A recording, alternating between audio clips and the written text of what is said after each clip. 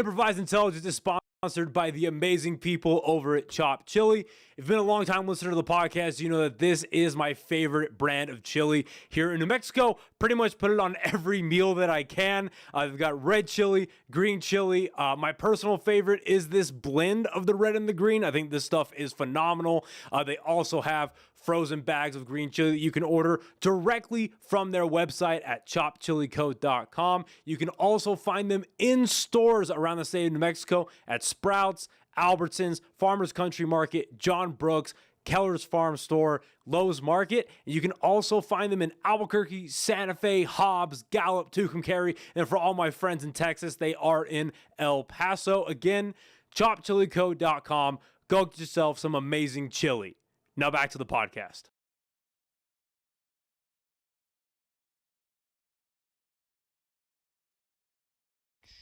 Okay, let's see. Hopefully you guys can hear me, because for some reason I can't hear myself.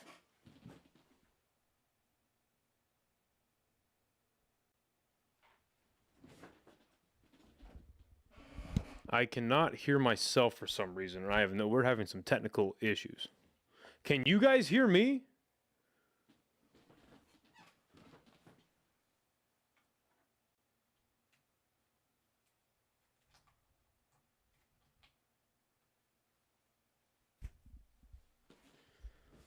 Okay, there we go. I think we're good to go. Okay, we're good to go. What's up, everybody? Welcome back to a brand new episode of Improvised Intelligence. My name is Noah Vargas. It is good to see all of you again. All right, what's up, Jason? What's up, buddy? All right, technical difficulties. All right, got a great show planned for you guys today. As always, very not fun subject matter, but I think it is subject matter that we do have to talk about. I do have a second story for you guys today involving Donald Trump and the Epstein files. And it's literally going to be me like live reacting to some of this shit because I saw a video a couple days ago and I'm responding to that, and because I found some very damning court documents. Let's put it that way. A couple of housekeeping things to take care of before we get started with the rest of our show. This weekend on Saturday. Cool. So this weekend on Saturday, I will be hosting the 9:30 p.m. showing over at Casada's Comedy Club in Cantina. It is the 2-year anniversary for the comedy club. I'm very happy to be a part of that. Weekend's going to be a lot of fun. It is going to be the owner of the club, Stephen Mayo Casada. It is going to be him headlining that show. I'm going to be hosting the 9:30. It's going to be a lot of fun. Those do sell out. At least last year it did. So if you are interested in coming and see me doing stand-up at a great club, this weekend is the time to do it. Myself and AJ are going to go out to LA next week. So we're going to figure out some dates out there. That'll be a lot of fun. And then I will talk about my December dates as I book them. Okay. So, primarily the story we're going to cover today is going to be surrounding the shooting in Washington, D.C., where the 2 National Guard members got shot. We're going to cover the timeline. We're going to cover what we know about it afterwards. We're going to cover about the shooter, and then just some weird things that the internet and then myself as an extension have been digging up, and some things that I literally dug up 15 minutes ago. So, all right, let's start with the facts. I think it's a good place to start. We'll just go from there. So, this happened on Wednesday this past week. It's been all over the news. I'm sure you guys have heard about this. 2 National Guard members were shot in Washington, D.C. while they were on their mission, like patrolling Washington, D.C. There's been a lot of different things the National Guard has been doing out there. But they were shot. One of them passed away from their injuries. The other one is in critical condition. First of all, at the top of the story, let's just call it what it is. This is an act of terrorism. They were shot. They were ambushed by a lot of reports. They were shot by a Afghan refugee. Now, we're going to get into detail about the Afghan refugee later in the story, but I think it's good to say up front that this was an act of terror. Not only was it an act of terror, it was perpetrated by an Afghan refugee who was let into this country during the Afghan pullout, who has a extensive history of working not only with the United States government, but with, and I understand that the military is an extension of the government, but they're working with the United States government and U.S. forces, to include JSOC and the Green Berets. We'll get into that a little bit later. Again, let's get into the facts about the situation, what happened. So, breaking down a timeline, I've got my notes in front of me as usual. Make sure my work phone's on silent. That'd be smart. Okay. So, Wednesday at 2:15 is when the shooting occurred. This is 2:15 Washington, D.C. time on the corner of 17th and I. Now, from what I'm understanding, this is about 3 blocks away from the White House where this happened. And again, this is being called a targeted ambush. Allegedly, now this is coming from sources like Reuters and the New York Times as well. I pulled something as well from Politico. Yeah, I pulled from Politico, and I also pulled from ABC. There's a quote that says that the suspect came around a corner, raised his firearm, and opened fire. Now, the suspect was carrying, I wrote this down because I found it in another article. Okay. They were carrying a .357 revolver, so a handgun. The 2 individuals that were shot was Sarah Beckstrom, 20 years old, and Andrew Wolf, 24 years old. Sarah is unfortunately the National Guard soldier that passed away from her injuries in the hospital, but we'll get to that. So they exchange gunfire. A gunfight breaks out. Suspect is subdued and taken into custody. Now, I understand that the suspect is in, I believe they're recovering, but they were in a pretty bad critical condition by the time they made it to the hospital. At a press conference Wednesday night, the Metropolitan Police Department for Washington, D.C. described the incident as a targeted shooting, and of course, they're calling him a lone gunman. Now, and both guard members are in critical condition. As I said, one of them passed away. Now, technically speaking, of course, right? Technically speaking, this guy was a lone gunman as he acted alone in the incident. He is the only person that shot the National Guard soldiers.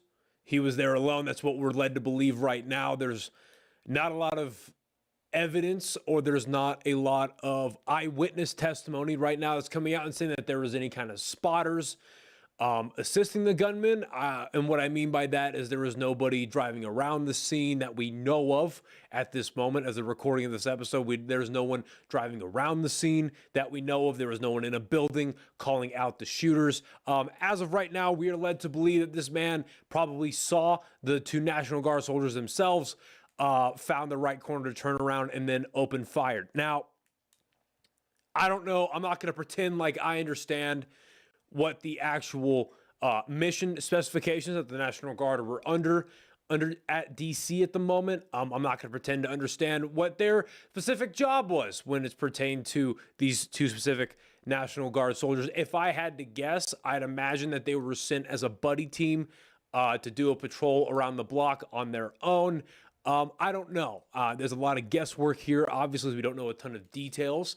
This was not a highly surveilled situation at the moment. We have a lot of key witness evidence and a lot of, let's call it what is, cell phone footage, as we did when you think back to like the Charlie Kirk assassination. That was a situation where there was a ton of spectators and a lot of people had their phones out, not expecting for the man to get his neck blown open. So we don't have, this is not a situation like that. We are relying, as far as video evidence goes, right? We're relying a lot on CCTV footage and possible drone footage, but of course, all of that is under protection of the United States government at the time, at this time.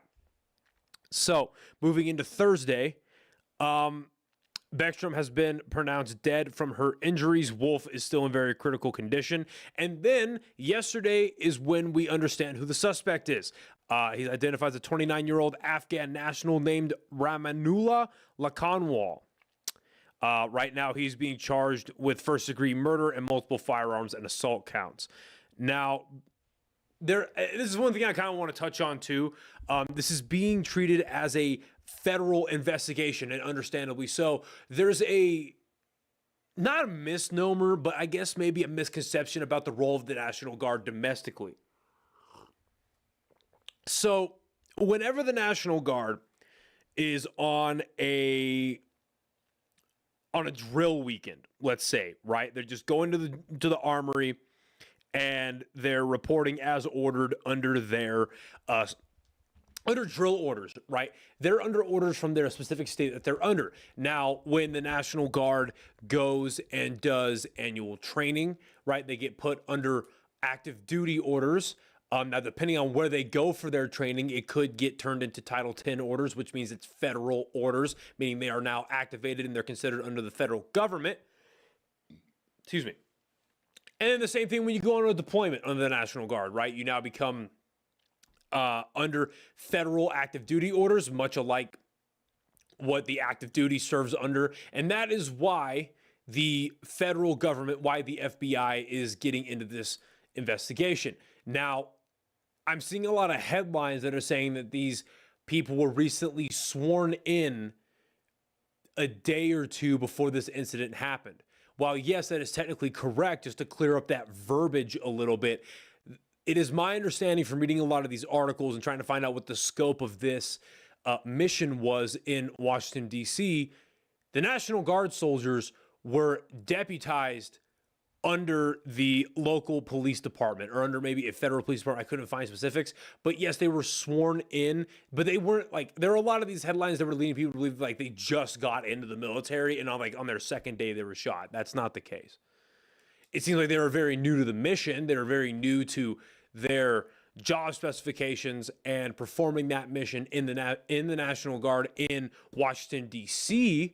And they were both very young, but they were not new to the National Guard. They might have been relatively new, under 4 years. Maybe they're both in their first contract, but they had not. It's not like they raised their right hand in MEPS and then immediately turned around and went to Washington. So I think that's an important thing to clear up. Now, let's get into a little bit about what we know right now and what I could dig up. Now, this is both using just searching and finding articles and trying to find forums and trying to find message boards about what people are talking about with this person, and also using posts on social media where people just have more time to do this kind of thing than I do. So basically what I did is I pulled their information and tried to verify it myself and try to find new information as well. So that's kind of where I'm pulling all of my sources, all my information from.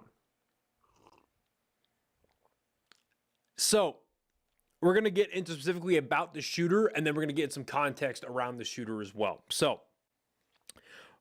Ramanullah Lakanwal, I don't know. Fuck this guy. But he was under a special immigrant visa. Now, this was given to him during Operation Allies Welcome. Now, that was the big, we'll get into a little more detail about this later, but this was specifically under the Afghan pullout in 2021. We all remember that. We'll get into that detail a bit later. I see the chat kind of going off right now, but I'll listen to the chat here in a second. I'll just get to these details first.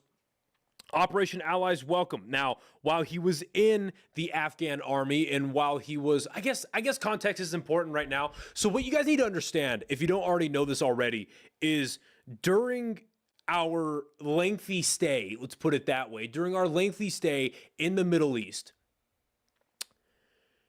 we worked alongside Afghani and Iraqi nationals. Now, these individuals were used in a multitude of different purposes, right? They were used as translators. They were used as additional security. In some cases, as we'll see a little bit later, additional fighting forces. We were there training up the Afghan army. That was a huge mission while we were there in Afghanistan and Iraq, was training up the local forces to eventually enable them and to empower them, literally and figuratively, right, to take down the terrorists, whether that was, ISIS, ISIS-K, ISIL, Oh my God, like Al Shabaab. I know they're mainly in Africa, but they were in Iraq and Afghanistan as well. Al Qaeda, right? A lot of our mission there was to empower these people to be able to take down the terrorists that were occupying their country and that have been occupying their countries for decades, right?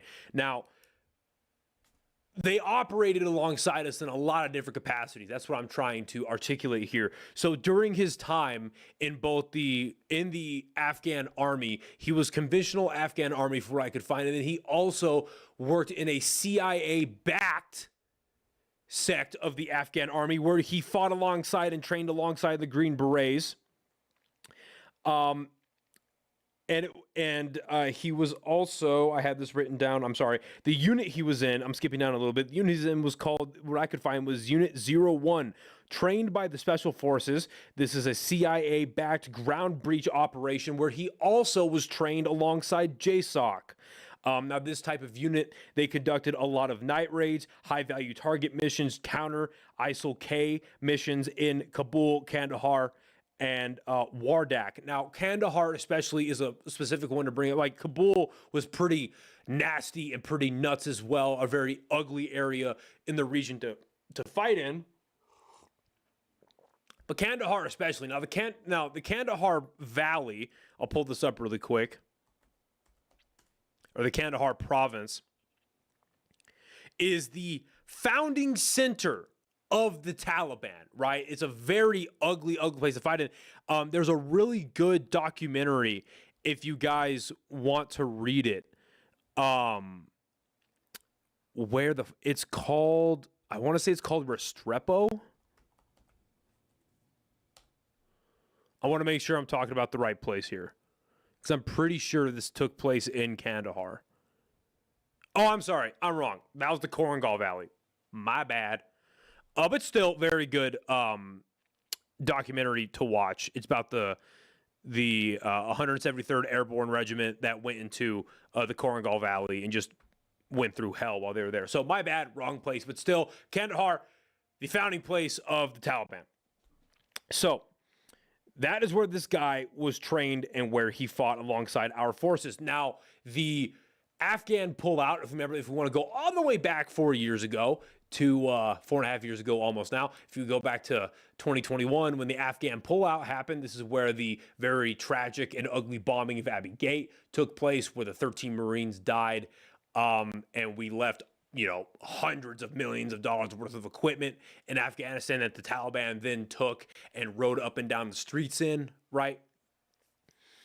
As a part of that pullout, because we worked alongside a lot of these Afghan nationals, we took it upon ourselves, because they were our allies, to let them into our country to give them asylum, because as we know, the Taliban does not take kindly to their own people working alongside Western invaders. Let's put it that way.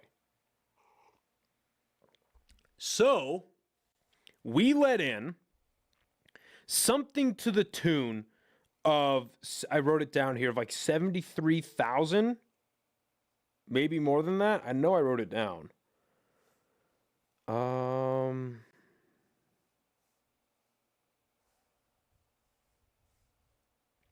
I could have sworn I wrote this down.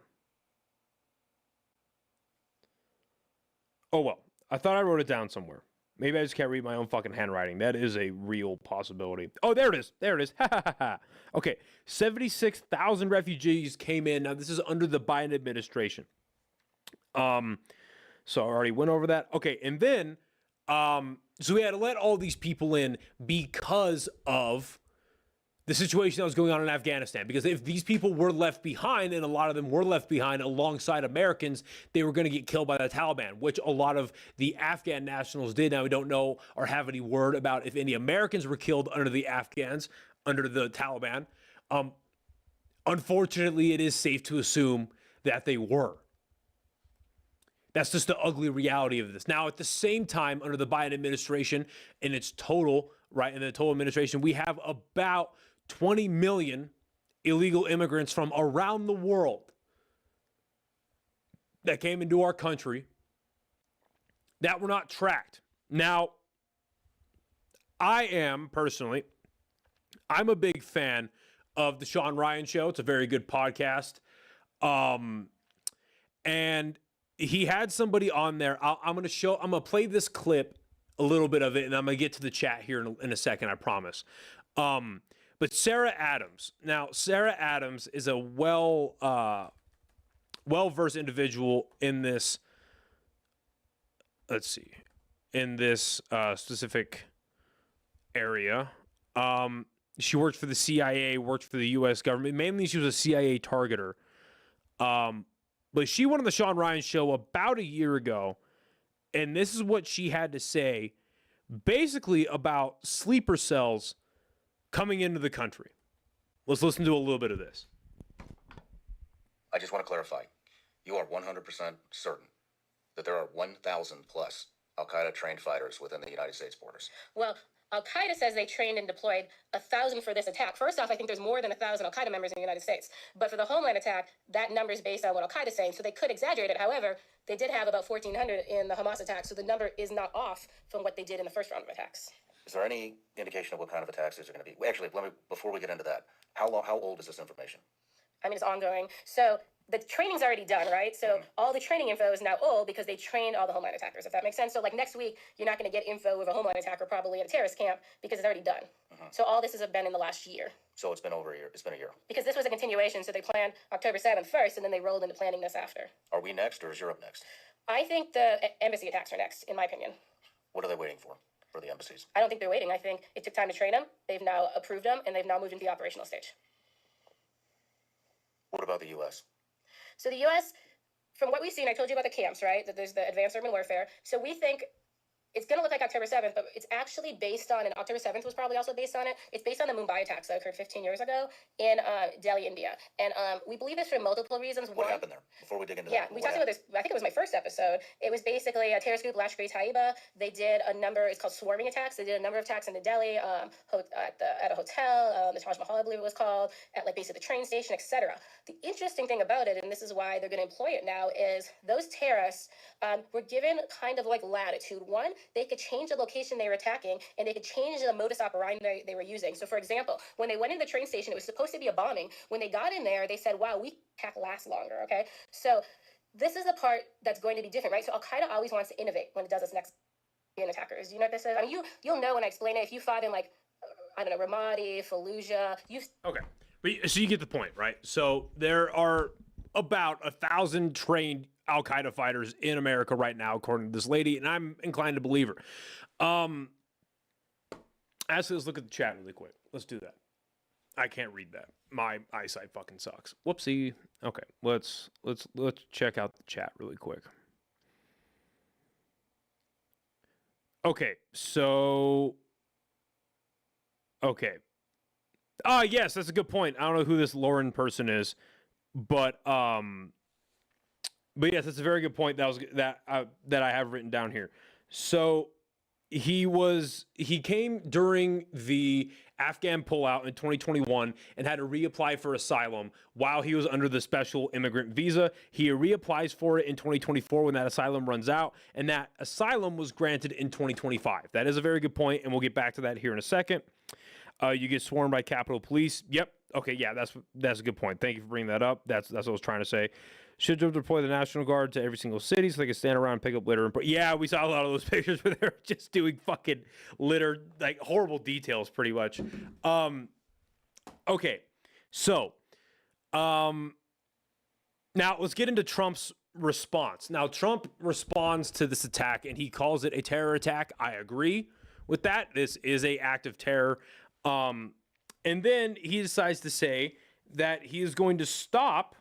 Well, there's a few things, and I'll pull up the actual posts so I can read them verbatim, so I don't just read them haphazardly here.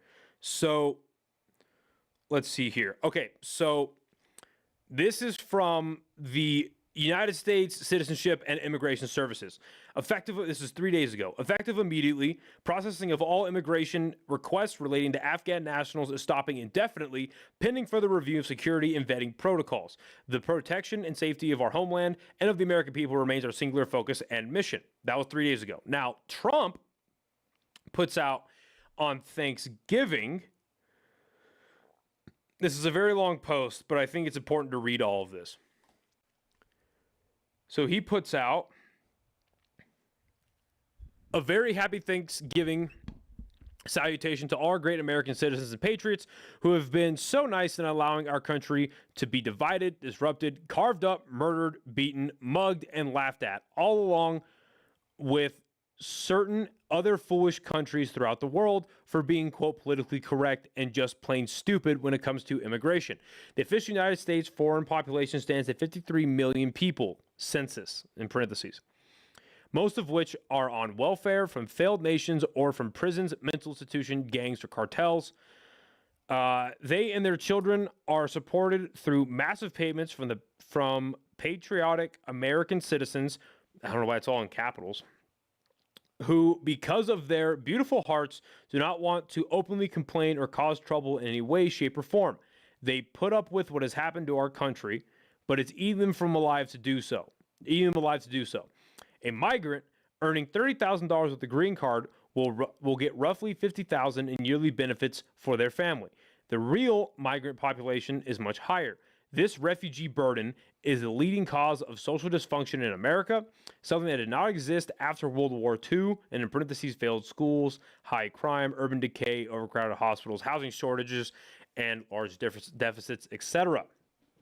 As an example, hundreds of thousands of refugees from Somalia are completely taking over the once great state of Minnesota. Somalian gangs are roving the streets looking for prey as our wonderful people stay locked in their apartments and housings, hoping against hope that they will be left alone. The seriously retarded governor of Minnesota, Tim Walz, does nothing, either through fear, incompetence, or both. While the worst, quote, congressman/woman in our country, Ilhan Omar, always wrapped in her swaddling hijab, who probably came to the USA illegally, in that you are not allowed to marry your brother, does nothing but hatefully complain about our country, its constitution, and how, quote, badly she is treated, when her place of origin is a decadent, backward, and crime-ridden nation, which is essentially not even a country for lack of government, military, police, schools, etc.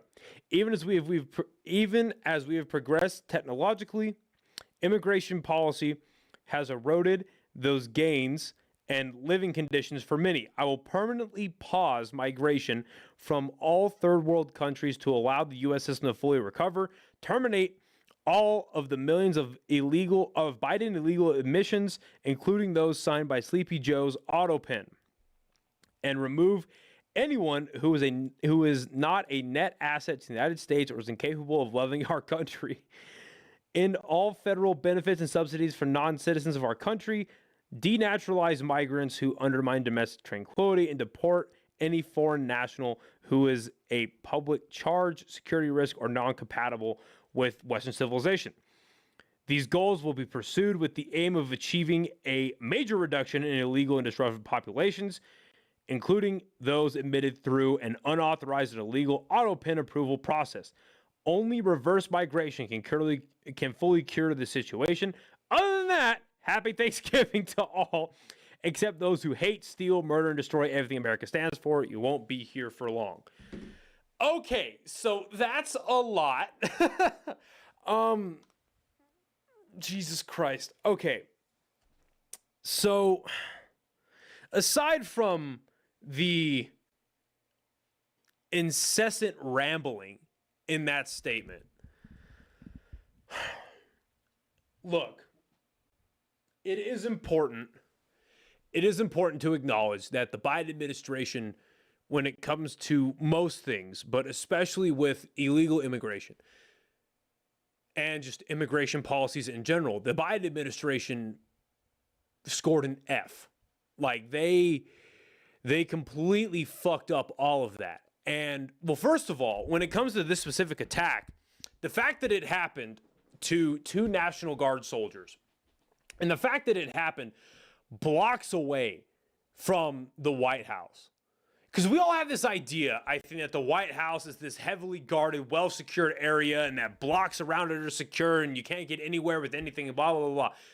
The fact that this guy didn't get absolutely just evaporated after he pulled out his weapon is insanity to me, personally. Now, I agree that there needs to be, and there should be, a very strict and harsh and thorough vetting system of any migrant that comes to this country. Especially so if they're coming from a country that has, or that is, extremely violent. I don't think anyone with a right mind should protest that or say that that's an insane statement. That people that come from these war-torn countries shouldn't go through a very strong vetting process. But here we are. 2 National Guard soldiers are dead. I looked up statements from Pete Hegseth. I looked up statements from Kash Patel. They're about as useless as you'd imagine they are. These fucking people. And like it or not, this guy received asylum under the Trump administration this year.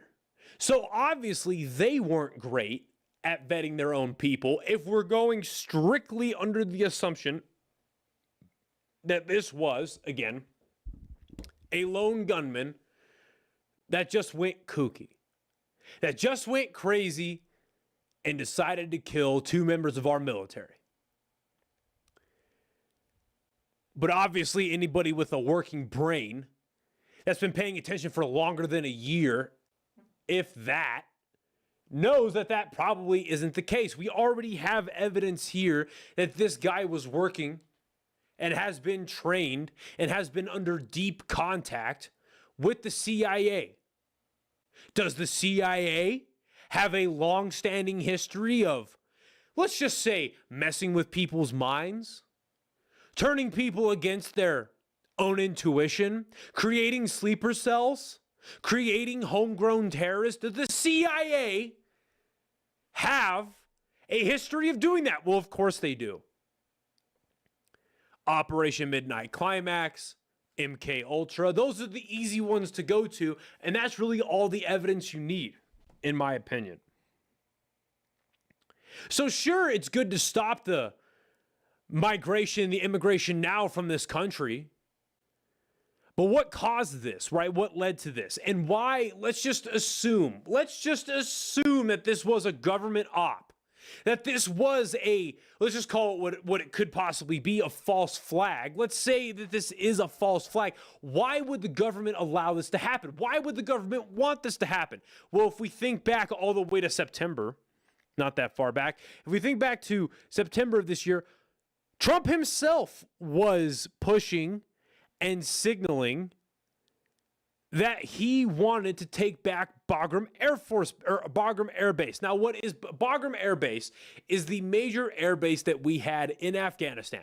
Now, why is this a strategic area? Why is Afghanistan a strategic country for the United States to be in? Well, it happens to border both China and Iran. Would it be strategically advantageous to us to take back that, or take that area back to be able to spy on both China and Iran? I think so. Donald Trump said it himself. This was back in December 25th. One of the reasons we want that base is, as you know, is an hour away from China, from where China makes its nuclear weapons. Trump said in London this month, without offering details of how the U.S. would control it now that the U.S. military is out of Afghanistan. In an interview with Fox News late 2021, Mr. Trump also expressed concern that China would, quote, take over Bagram. I mean, this is what the government does, right? They acknowledge either in public or in their own meetings that get revealed that they want a certain thing, but they need something to happen to then justify it, right? We can't just roll back into Afghanistan. We saw the backlash that Trump got for bombing Iran from his own base, not even from his opposing side of the political aisle, the opposition that he got from his own base. Now, a little bit of an interesting thing that falls into this is like, oh, well, obviously the Trump administration and the state of Israel, they are both deeply tied in with their, let's just say, their interests in the Middle East, their interests in foreign policy. They're both closely tied in. Why would, or how would, where does Israel have ties in this? Well, I decided to do a little digging, and the internet did too, and we found some spooky shit. We found some spooky shit. If you go into Google and you go into Google Trends, and there's screenshots of this, there's screenshots of Sarah Beckstrom being researched and being looked up in Tel Aviv. Now, I did this about it. What time is it? It's 1 right now, my time, 1:16 my time. So about an hour and 20, an hour and 30 minutes ago, I did it last night and I found this. I did it again this late morning, afternoon, found it again. At about noon my time, I did it again, and there were search spikes happening on the 22nd and the 24th, specifically coming from Tel Aviv, upwards of 100 searches. Now, why would people in the capital of Israel be Google searching a random, at the time, random National Guard soldier? Now, I did this about 15 minutes before. I should have taken screenshots when I did it initially, but I did it 15 minutes before starting up this live stream, and all the searches are gone. A step further, it actually comes up with an error. Now, I'm going to try this again. I'm going to start from, oh, there it is. All I did is I reloaded the page, and it says, your search doesn't have enough data to show here. Please make sure everything is spelled correctly. I'll just show the fucking, that's the error message you get. Ladies and gentlemen, that's the error message you, let's see if the camera can pick that up better. Yeah, that's the error message you get. Now let's try this again. I'm just going to redo the whole thing. So you go to Google Trends and you look up Sarah Beckstrom. Now, obviously, I want to make sure my spelling is correct. Yep, Sarah Beckstrom. So you go into Google Trends and you press Explore. And let's just do worldwide. We see, obviously, a high interest of searches in the last day. So let's change this to the past 7 days. And we're showing no searches until November 27th at about 7 a.m. Now, when we narrow this down and you go to Israel, now this is a widely searched thing that people were able to find on the internet, where on the 22nd and the 24th, she was being searched. Now, we go to Israel, absolutely nothing until a spike at 3 a.m. Israel time on the 27th. Now, that seems a bit normal, but let's narrow it down a little bit more. Let's go to Tel Aviv. Absolutely nothing. When just an hour and some change before this, I saw searches that I should have screenshotted. I'm an idiot for not doing it. I saw searches on the 22nd and on the 24th. Let me see if I can actually find the post on Instagram that documents it.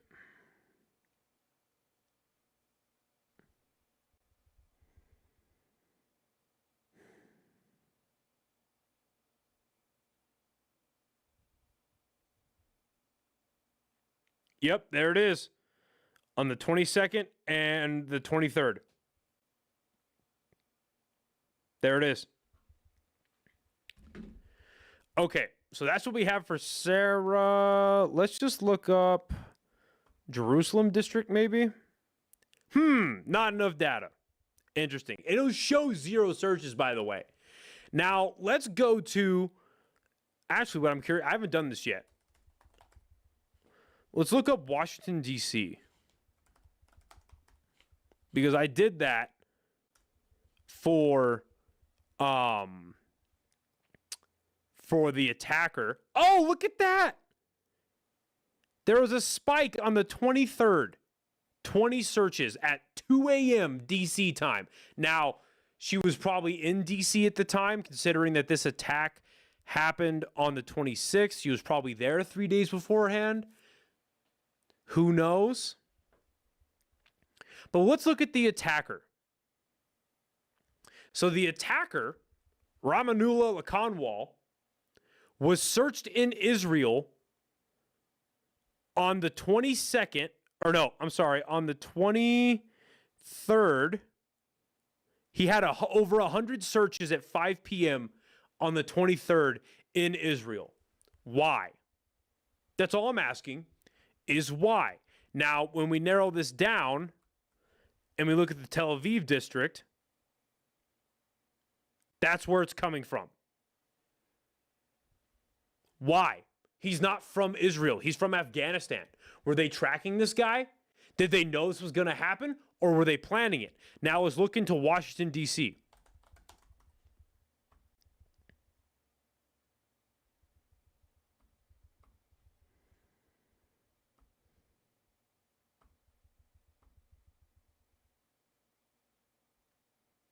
Because I know people work. Let me see if I can find it really quick. Because there were people that were claiming that he was searched in Washington.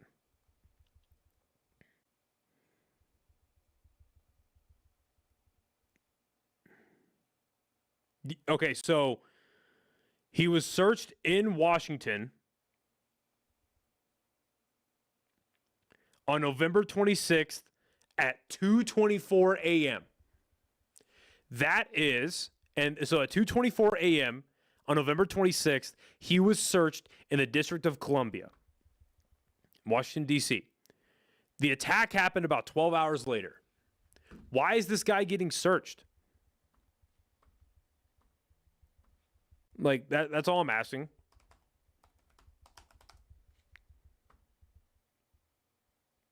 So why is it not coming up why is the metadata not coming up for me, but we've got screenshots here showing that? Right? Why?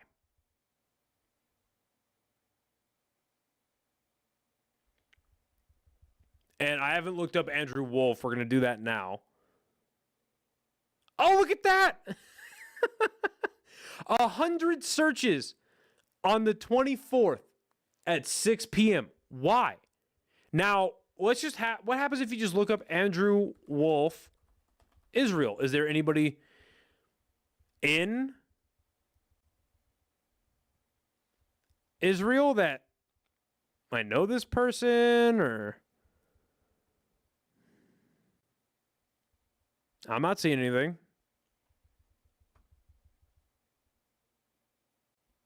I'm not seeing nothing.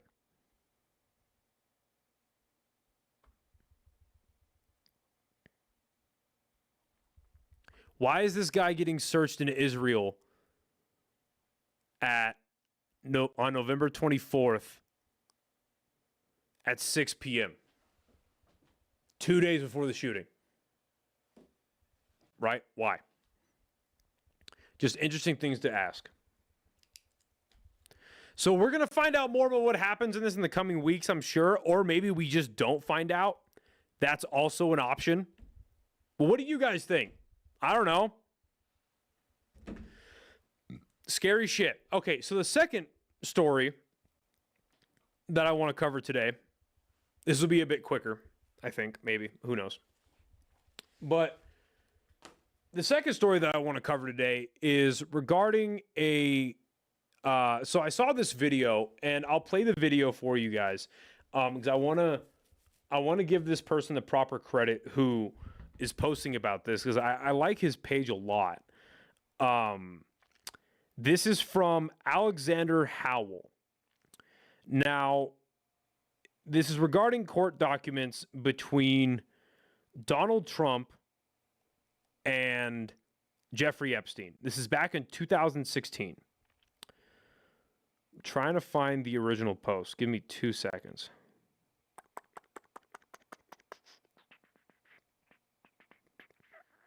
Okay, here we go. to you. It could get me sued. It could get me killed. I don't care. I'm still going to share this with you. My name is Hunter Howell. I would never harm myself. There's a lot to go through, so I'm just going to read the highlighted parts of the notes I took. This took place in the District Court, Southern District of New York. Defendants, Epstein and our current president, Donald J. Trump. Okay, page 2 that I highlighted here in the court documents. Quote, word for word, the parties were held by defendant Epstein at New York City residence that was being used by defendant Epstein. Plaintiff was a minor of age 13, end quote. Let's go on to page 3 of these court documents. Quote, plaintiff was enticed by promises of money and a modeling career to attend a series of parties, end quote. This next part is the part that's going to potentially cost me my life and definitely my bank account. Quote, all in quotes, word for word. Defendant Trump initiated sexual contact with plaintiff at 4 different parties. Defendant Trump tied plaintiff to a bed, exposed himself to plaintiff, and then proceeded to forcibly rape plaintiff. During the course of the savage sexual attack, plaintiff loudly pleaded with defendant Trump to stop, but with no effect. Defendant Trump responded to plaintiff's pleas by violently striking plaintiff in the face with an open hand, screaming he would do whatever he wanted. Immediately following this rape, defendant Trump threatened plaintiff that if she were to ever reveal any of the details of the sexual abuse, plaintiff and her family would be physically harmed if not killed. So it's pretty damning. What I'm gonna do is I'm gonna take these court documents, the link to, because all these court documents are public, right? So I'm gonna take these court documents and I'm going to put them in the chat for you guys to actually see, so you can look at what I'm looking at. Sorry, it's taking me 2 seconds here.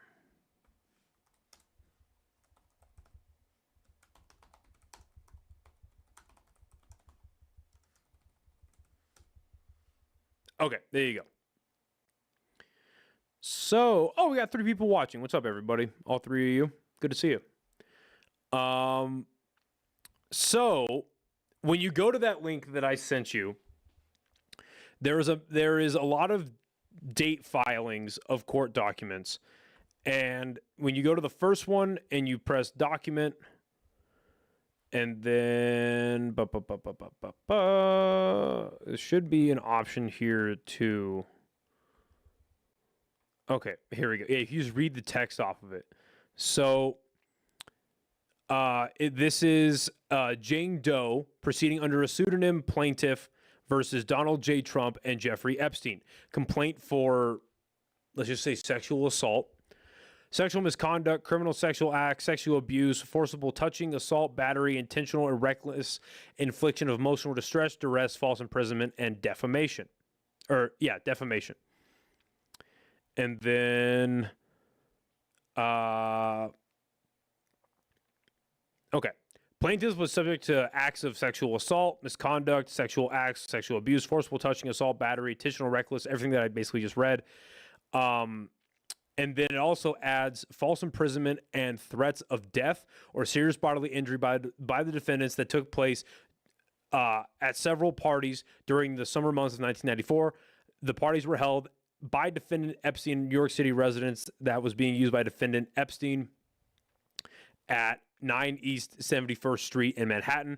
During this period, plaintiff was a minor, 13, and legally incapable under New York law of consenting to sexual intercourse and the other sexual contacts detailed herein. The sexual assaults, first, second, and third degree sexual misconduct, sexual acts in the first, second, and third degree, sexual abuse in the first, second, and third degree, forcible touching, and information, and belief predatory sexual assault are detailed herein. Okay, and then, yeah. So, defendant Trump initiated sexual contact with plaintiff on 4 different parties. On the 4th and final sexual encounter with defendant Trump tied plaintiff to a bed, exposed himself, and proceeded to forcibly sexually assault the plaintiff. During the course of the savage sexual attack, the plaintiff loudly pleaded with defendant Trump to stop, but with no effect. Defendant Trump responded to plaintiff's pleas by violently striking plaintiff in the face with his open hand, screaming that he would do whatever he wanted.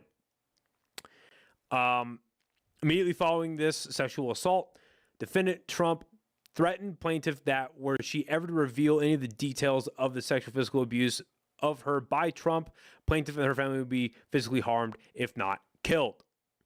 Defendant Epstein had sexual contact with plaintiff at 2 of the parties.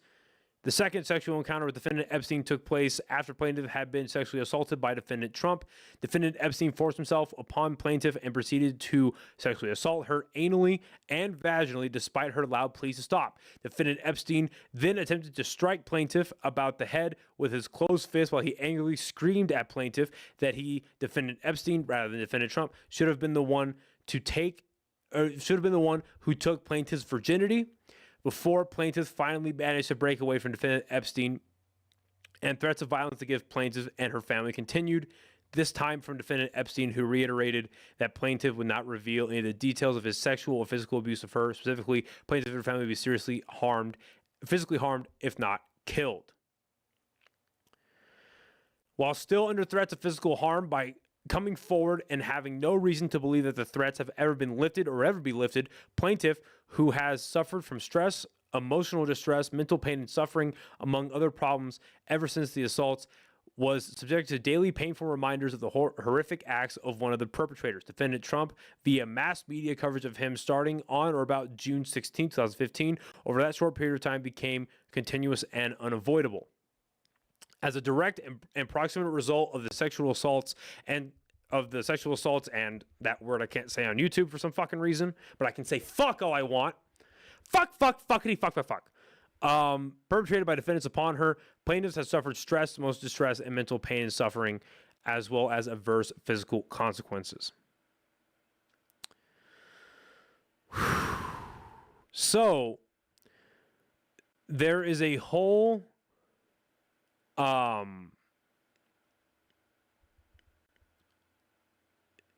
there's a whole document here about that. And then there's an issuance of summons for Trump and Epstein. And then it's the summons. And then at the bottom, it's a notice of voluntary dismissal. Pursuant to some legal code of the Federal Rules of Civil Procedure, the plaintiff, by and through her counsel, hereby gives notice that the above captioned action is voluntarily dismissed without prejudice against the defendants. And that was dated on September 16th, 2016. This is while the election campaign is happening. So all the charges are dismissed. That is why it is never brought up. Now, these were filed in June of 2016, dismissed in September. And I got to be honest, I really don't know what to believe. I mean, because in 2016, the Epstein files aren't really a conversation. Like, it's not dinner conversation. It's not household name stuff. It's really, if you're like, I didn't know about the Epstein stuff in 2016. I don't think anybody did, to be honest with you. It was mentioned a little bit so let me try to look it up when Trump made that statement about Clinton. Let me find it.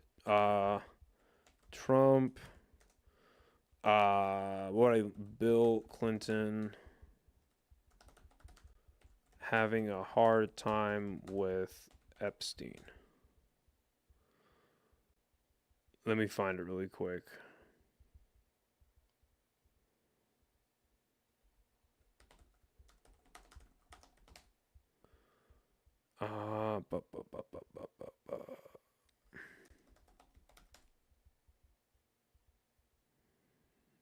It's all coming up with the recent stuff.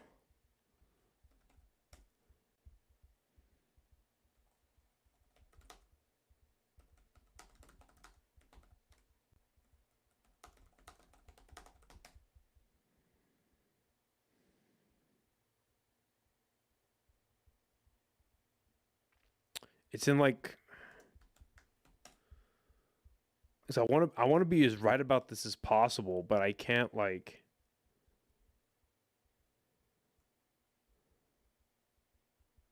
I can't find it.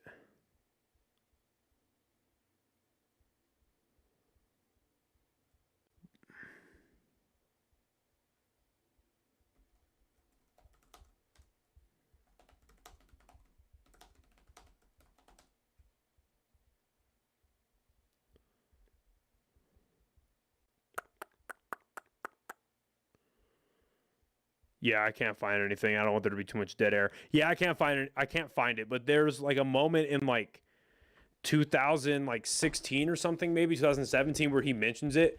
But maybe it was earlier than that. But my point is like this was not a household thing. This was not something everyone was talking about. So why would this plaintiff want to come forward? You know, if that happened in 96, she's coming forward. Oh, fuck. Well, that's unfortunate. Why would she want to come forward? I'll just hold it. Fuck it. Why would she want to come forward some 20 years later? She's mid 30s at this point. Maybe the emotional distress of seeing Trump over and over got to her. And then at this point, Epstein is already let off, gets that sweetheart deal from Alex Acosta. Who the fuck knows? But all we know is that there was a case brought forward, and I didn't know about this until this video ran around. And, you know, this is you talk about election fraud, and you talk about things that would change the outcome of an election, like obviously with Joe Biden and the Hunter Biden laptop stuff. I feel like if that was mainstream in the media, that would have swayed the election more in Trump's favor. If this stuff was coming out during the election, because I mean, that was all filed in June of 2016.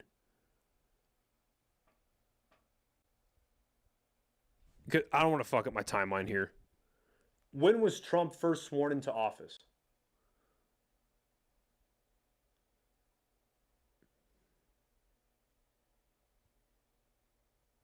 Yeah, okay, that's what I thought. Yeah, he was sworn into office in 2017. So the election was taking place in November of 2016.